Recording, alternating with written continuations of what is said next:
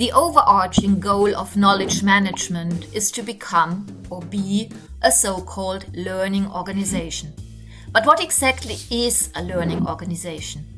The term is often defined as an organization that promotes the individual learning of its members. And yes, that is an important aspect. However, a learning organization is more than that. After all, people are constantly learning. They gain experience, attend training courses, and further develop their know-how. Teams learn too. They exchange ideas, reflect on how they collaborate, and develop shared routines. And yet, we see organizations that repeatedly make the same mistakes, lose knowledge, or are slow to respond to change.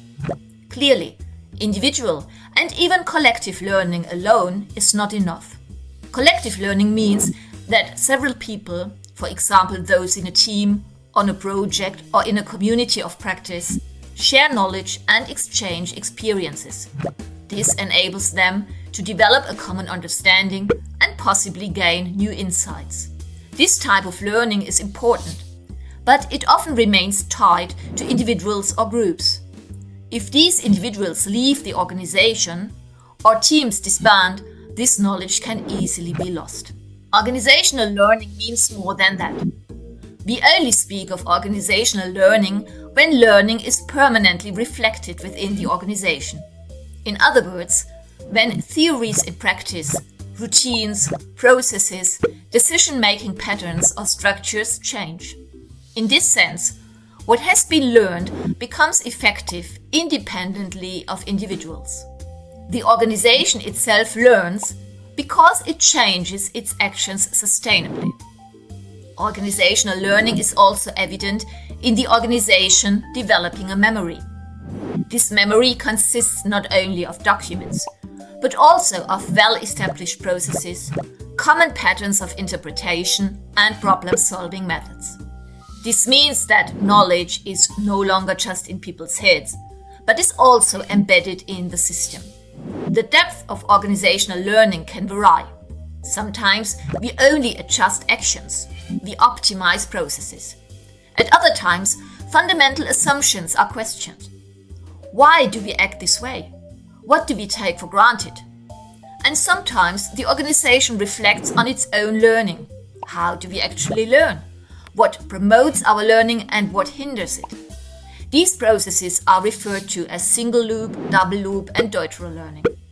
Peter Senge describes this development precisely as the interplay of 5 disciplines: personal mastery, mental models, shared vision, team learning, and systemic thinking. Together, these 5 disciplines demonstrate that organizational learning is not an accidental outcome, but rather the outcome of deliberate practice. However, learning does not end at the boundaries of the organization. A learning organization is also capable of absorbing knowledge from outside.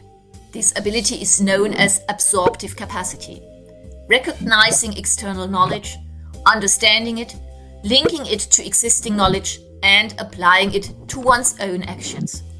Here, too, the organization learns when its knowledge base changes sustainably. At the same time, knowledge must be able to be passed on within the organization.